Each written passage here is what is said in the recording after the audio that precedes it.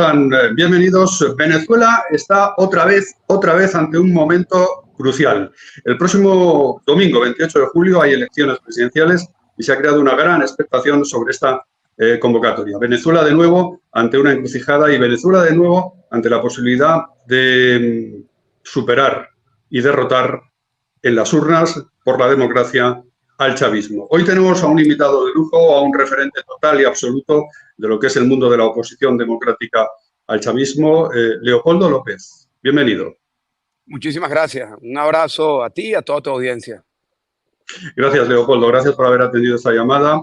La primera pregunta es obligada. Es la gran inquietud que tenemos todos. ¿Por qué estas elecciones en Venezuela del próximo 28 de julio podrían ser diferentes a otras? Mira, por varias razones, porque en esta oportunidad la diferencia es abrumadora. Hay una diferencia de más de 40 puntos porcentuales entre nuestro candidato Edmundo González, el candidato unitario de todos los factores democráticos, y Nicolás Maduro, que representa pues la opción de continuidad de la dictadura. Nosotros hemos ido a elecciones anteriormente y las hemos ganado. La última fue en el 2015, a finales del 2015, cuando ganamos 2/3 de la Asamblea Nacional con 56% de los votos. Sin embargo, la diferencia en estos últimos años, estos últimos 9 años, se ha ampliado y es lógico que haya sido así porque el país se ha destruido. Hay simplemente siempre malas noticias con respecto a Venezuela y Maduro es el rostro de ese desastre. La segunda razón que nos da mucho optimismo es el hecho de que hay una unidad absoluta alrededor de Edmundo González. María Corina Machado, nuestra candidata que ganó las primarias, no permitieron que fuese registrada como candidata. Y Edmundo González, un hombre de 74 años, diplomático, de una carrera de muchos años acompañando a la Unidad Democrática, fue quien pudo inscribir una candidatura y él hoy nos está acompañando o lo estamos acompañando todos los factores. La tercera razón es que Maduro luce débil, incoherente, se notan fracturas a lo interno, incluso hasta las amenazas que hace Maduro. En días recientes Maduro amenazaba al país con un baño de sangre, una guerra civil, y yo creo que eso son demostraciones de debilidad de alguien que lo que le queda es el miedo, el terror. Sin embargo, los venezolanos perdimos el miedo. Los venezolanos que están en Venezuela, que son quienes van a poder votar, están con una determinación gigantesca de hacer valer su voto y defender su voto. Y por todas esas razones estamos muy optimistas. Habiendo dicho eso, también tengo que decir que nosotros estamos muy claros que Maduro es Maduro. Es decir, Maduro es un dictador, Maduro es un criminal, Maduro es la misma persona que ha sido responsable por la detención arbitraria de más de 15.000 personas en los últimos 10 años. La misma persona responsable de persecución, encarcelamiento, tortura y muerte de miles de personas. La misma persona que ha destruido el país, nuestra economía, que ha instalado una estructura criminal. Es decir, estamos muy claros de lo que estamos enfrentando. María Corina lo ha dicho en reiteradas oportunidades, Edmundo González también. Sin embargo, aquí los hechos, es decir, la inmensa mayoría, el tsunami de votos que le va a caer encima a Maduro, va a ser muy difícil que lo puedan ocultar. Él podrá decretar un fraude, sin embargo, el país sabrá que será eso, será un fraude. Y yo estoy seguro que habrán consecuencias por parte de la gente si Maduro pretende robarse la elección. Hay una cierta esperanza, Leopoldo, en que esta vez sí que hay unos observadores internacionales de la ONU, hay observadores también del Centro Carter. ¿Esto hasta qué punto puede condicionar para bien, en términos positivos, la limpieza de unas elecciones en Venezuela que generalmente no son muy limpias últimamente? Mira, la verdad es que no hay observación electoral rigurosa. Una observación electoral rigurosa como la que iba a hacer la Unión Europea, a la que se había comprometido Nicolás Maduro hasta hace apenas unos meses, es una observación electoral que comienza desde que se llama al proceso electoral. Porque una observación electoral no solamente es estar el día de la elección, tiene que recoger mucha más información. Tiene que recoger información con respecto a quién puede votar. En ese sentido, se han mantenido fuera del registro electoral a millones de personas. Todos los venezolanos que estamos afuera, somos más de 8 millones, quedamos fuera del registro electoral. Pero también Maduro ha impedido que se inscriban debidamente quienes podían hacerlo. En el caso de María Corina, ha habido manipulación de los medios, ha habido censura, cierres de medios de comunicación, de radio, bloqueo de páginas web, ha habido intimidación, detenciones, persecución. Es decir, el proceso electoral como tal no podemos decir que son elecciones ni libres ni justas. Sin embargo, hay una pequeña ventana a la que tú haces referencia, que son los representantes tanto de la ONU como del Centro Carter, que estarán en Venezuela el día de la elección, y nosotros pues esperamos que recojan lo que allí suceda, ni más ni menos. Y lo que allí va a suceder, yo te lo puedo anticipar, son ríos y ríos y ríos de gente saliendo a votar de manera esperanzadora. Mucha gente, estoy seguro, que van a hacer colas desde la mañana y se va a mostrar un país que en masa sale a votar por el cambio. Eso es lo que te puedo anticipar que va a suceder el próximo 28 de julio. Leopoldo, hacía referencia antes a esas bravuconadas, esas salidas de tono de Maduro, hablando de baños de sangre, hablando de guerra civil. ¿Hasta qué punto en estos pocos días que quedan, una semana, un poco más, hasta ese 28 de julio, pues los comandos chavistas, la gente afina al chavismo, más violenta, más activa, puede llegar a provocar incidentes importantes en Venezuela? Mira, lo pueden hacer, lo han hecho en el pasado y lo pueden hacer. Y aquí nadie se chupa el dedo, como decimos nosotros en Venezuela. Estamos claros, insisto en esto, Maduro es Maduro. Maduro no es alguien distinto a quien ha sido desde hace más de una década un represor, un criminal, una persona responsable de haber cometido crímenes de lesa humanidad. Sin embargo, yo creo que también hay una realidad, que es que el chavismo y mucho más el madurismo ha perdido arraigo, ya no tienen un arraigo popular, y yo creo que también han perdido la capacidad de incidencia sobre la misma estructura militar y policial, porque mucha agua ha corrido bajo el río. Desde el 2014 hasta esta fecha han pasado muchas cosas. Cuando nosotros llamamos a las protestas en el año 2014, que las convocamos, María Corina Machado, Juan Guaidó, mi persona y otros, salieron miles de personas a la calle y Maduro salió a reprimir. Ellos pensaban que estos eran unos crímenes que podían cometer con total impunidad y anonimidad, y no ha sido así. Hoy, tanto Maduro como la línea de mando de quienes fueron responsables de haber perseguido, torturado y asesinado a miles de personas están siendo investigados en la Corte Penal Internacional, en la ONU. Los militares saben que si cometen crímenes ellos, no Maduro, no sus superiores, ellos con nombre y apellido van a ser responsables de estos delitos. Y yo creo que también hay otra realidad muy profunda, que es que los militares, los policías, por más obvio que parezca, pero hay que recordarlo, son venezolanos. Tienen hijos venezolanos, tienen familia venezolana, tienen vecinos venezolanos, viven en Venezuela, viven las mismas carencias.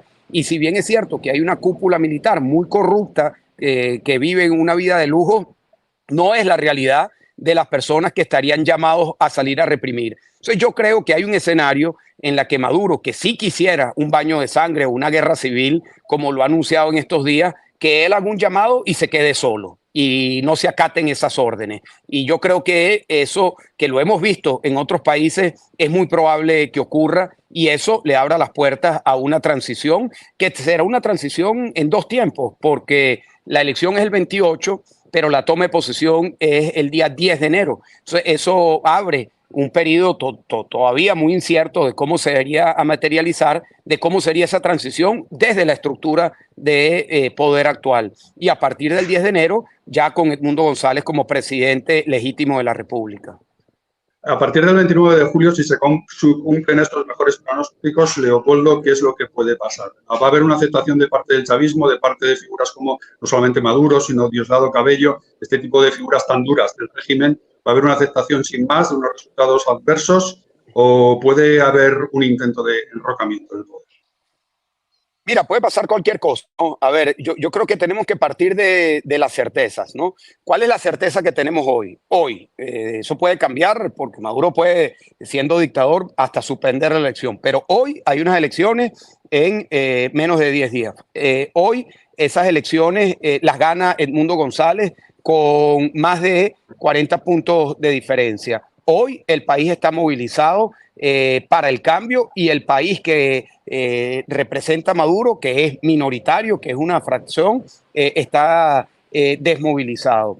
La certeza que tenemos es que el día 28, si se da la elección, gana Edmundo González. A partir de allí entran distintos escenarios. El mejor escenario al que aspiramos todos los venezolanos es que ese mismo día se anuncie la victoria de Edmundo González y comience un proceso de transición que comenzará con la aceptación de Nicolás Maduro. Sabemos que ese es un escenario complejo, sin embargo ese es el ideal. El otro escenario es que ante esa realidad aplastante de una victoria de Edmundo González, Maduro pretenda robarse la elección y bueno, allí entraríamos en un escenario de incertidumbre en el cual yo te diría que estoy seguro que la gente no será pasiva, porque la gente cuando la roban, la gente reacciona y este voto es un voto muy, muy personal de cada persona, muy, muy, muy, muy arraigado en su esperanza. Y si Maduro roba la elección, yo estoy seguro que va a haber una reacción tremenda por parte de los venezolanos, que siempre será pacífica, pero no tengo duda que será contundente. Está también el mundo de la oposición, Leopoldo, está usted como una referencia absoluta, avalado por esos años de cárcel, en la cárcel terrible de Ramo Verde, luego el arresto domiciliario. Está la figura importante, muy importante en estos últimos años de María Corina Machado, está ahora la figura de Edmundo González. El mundo de la oposición en Venezuela es un mundo variopinto que comparte el objetivo común de derribar y derrocar al chavismo. En ese día después, si se cumplen los pronósticos más positivos, ¿cómo se va a ensamblar todo ese mundo heterogéneo de la oposición venezolana? Porque también hay riesgo de que todo eso se rompa, ¿no? Sí, agradezco mucho la pregunta y yo creo que hay que hacer referencia a lo que ha sido una larga lucha de los sectores democráticos venezolanos.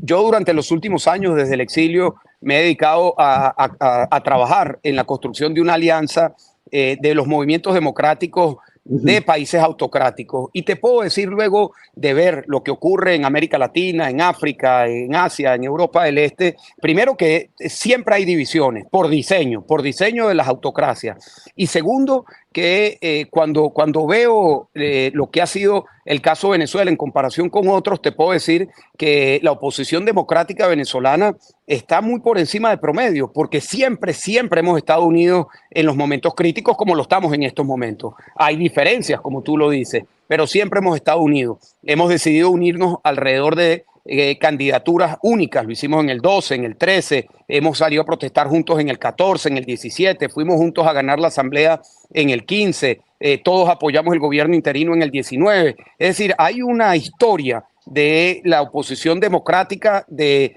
trabajar unidos en los momentos críticos. Y así va a ser, y así va a ser. Como te digo, la transición va a venir en dos etapas. Una primera etapa de julio a enero, que será una etapa que se irá definiendo de acuerdo a lo que suceda a partir del 28 de julio.